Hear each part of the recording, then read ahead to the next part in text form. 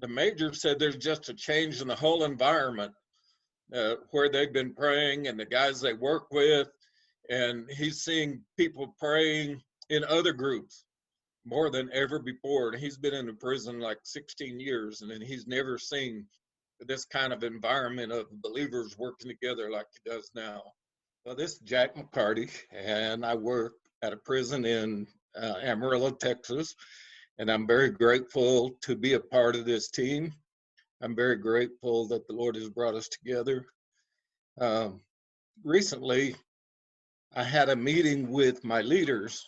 God has worked quickly among us. It's amazing. Anyway, in a meeting when I had the leaders together, a lot of people going through a whole lot of trouble. And I'll just read you my notes. It said, brothers, we're in a very real war, and we have some weapons.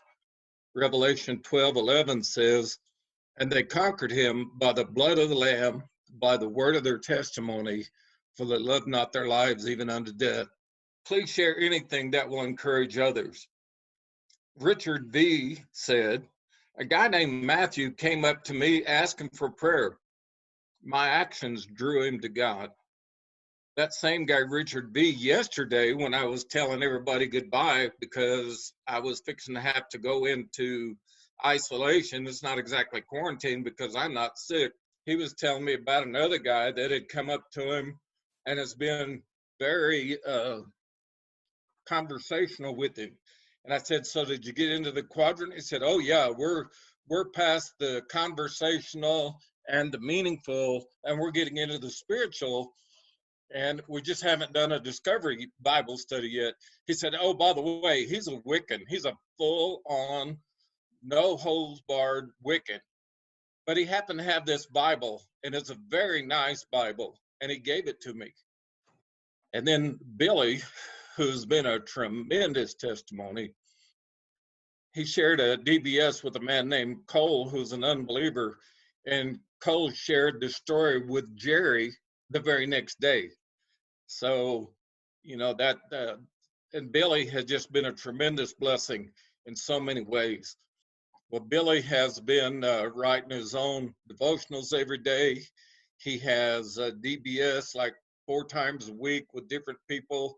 And Marcus had said that unbelievers are excited in telling the story after they've attended his group. So they've come to his group and then they're telling the story that he told after they've been to his group. Well, I saw him again yesterday on my way out, and he was sharing with me how God has been blessing his family. God's blessing his wife. He had me praying specifically for her attitude as well as her finances. And since we've been praying together about it, her attitude has turned 180 degrees and her finances are doing a lot better. She got a check that she had no idea was even coming. Plus then she got a better job that's now paying $2 an hour better than she had before. So those are real answers to prayer. And that was Marcus. Then Alexis has a G4 friend. Alexis used to be a G4. And when we started doing this in the G4, which is the medium security and some of the bad guys, anyway, we had reached him in there by the grace of God. Well, one of his friends saw him on the walk and requested prayer. And when his G4 friend started requesting prayer, then his wife, the G4's wife, started writing him. She had no communication with him at all. But after Alexis and him started praying together, then the man's wife started writing him. He also made a comment. He said, outside guys are holding us accountable because they're looking to us as leaders. And the big issue is trust. And he said, they look to us as leaders because they trust us. Well, the only way that happens is by consistent living. And here this guy was a G4 when we started reaching into that group, and now he's living consistently enough that people are calling him leaders and looking up to him. Of course, he has his own group, which qualifies as him a leader. It's our brother, Ben. Anyway, he prayed over a guy named Cantu who's had a serious earache. Well, God healed it right at the moment, just like that, pop. Well, Cantu was amazed because he had been in a lot of pain. He'd been kind of a wishy-washy follower up to that point, but then it helped him make more of a bigger step, more of a big step in the right direction. And then the major said there's just a change in the whole environment where they've been praying and the guys they work with, and he's seeing people praying in other groups more than ever before. And he's been in the prison like 16 years, and then he's never seen this kind of environment of believers working together like he does now.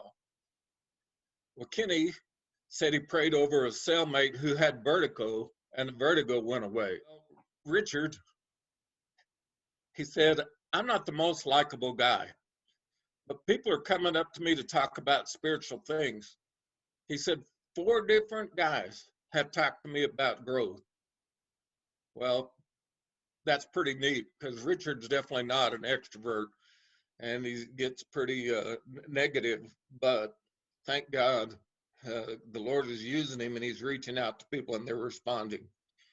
Then we have a newer brother nicknamed Ammo, said that he was praying about God using him and opening doors of opportunity. As he was actually in prayer at that moment, his cell door opened in an unexpected and unscheduled time.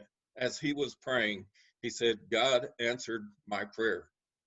Well, Cody and Louise have been a couple of the most outgoing and starting the most groups faster, and just God's blessing them so much. Cody was in isolation for a year, and he didn't have any communication with anybody, no letters, no phone calls for a year. All he had was his Bible. Well, in that time, he and God got together. When I gave him one of these books, or he got one of these books on contagious disciple making, he just devoured it. Then he has it all outlined. And when I started asking him some obscure things like kingdom metrics, he took me right to the page. He was that familiar with the material.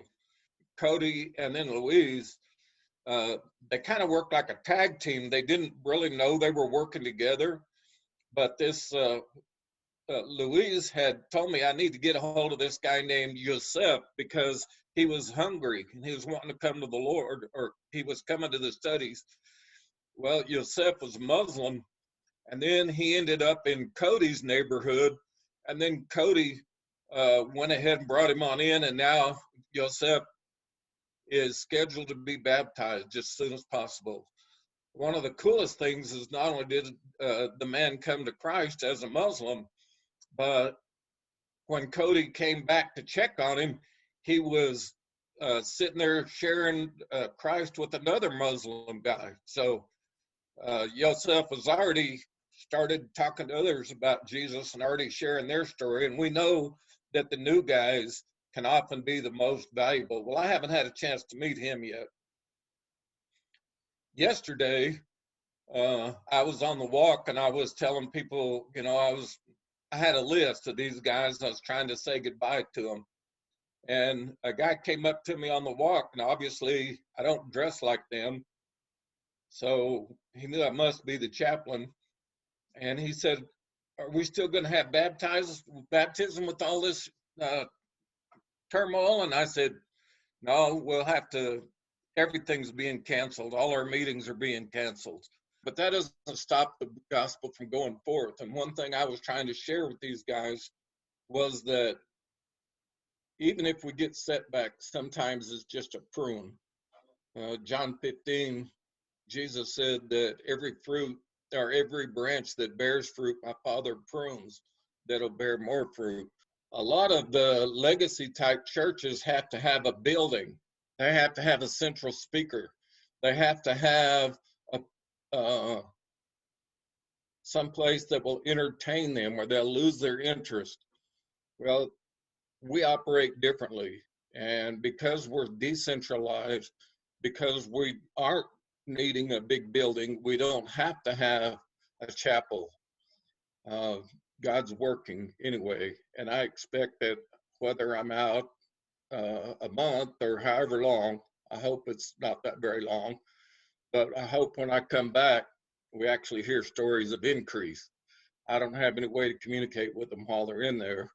And so all we could do is continue to pray. And they promised to pray for me. And of course, I'm praying for them. So I thought I'd let you know. And may God bless you and give you amazing stories. And may these stories bless you.